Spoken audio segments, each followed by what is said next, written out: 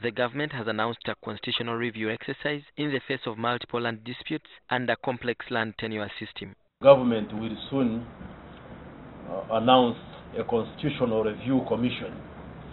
And maybe one area Ugandans can submit their views on is on the land tenure system and administration of land. Amongst the key proposals mulled is the compulsory land acquisition by government, which some claim is a ploy to grab their possession. For those that will reject the government valuers' estimates of the value of their land, the government has proposed to pay them regardless. In case the mediation will demand for government to pay more, the state will only do a top-up. Government will move to pay the generally agreed value to everybody. And for those who disagree with the value, government will deposit it in court. And when government deposits it in court, acknowledgement of court for payment will be deemed to be prior compensation.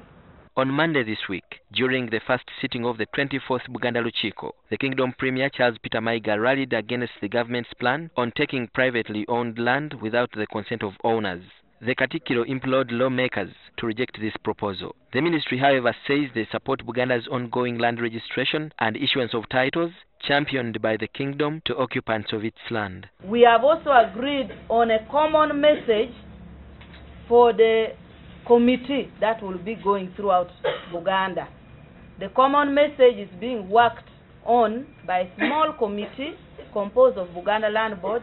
The Lands Ministry has announced a ban on any lease over its land for a period of 3 months. So for 3 months, we shall only be issuing title on public land and government land where the President has written and requested us to issue those lands. 2, where Cabinet has cleared. 3, where Uganda Investment Authority and investors need to be issued with the title.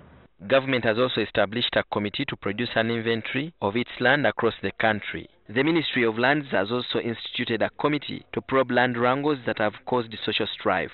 And we're saying this committee which we are instituting is going to traverse the country, starting with the central, to explain and educate the public on what are the do's and don'ts with respect to eviction, especially clarifying what the law provides.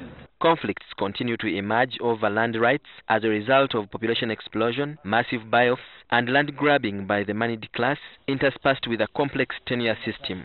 Ernest Wisdom Chionga, NTV.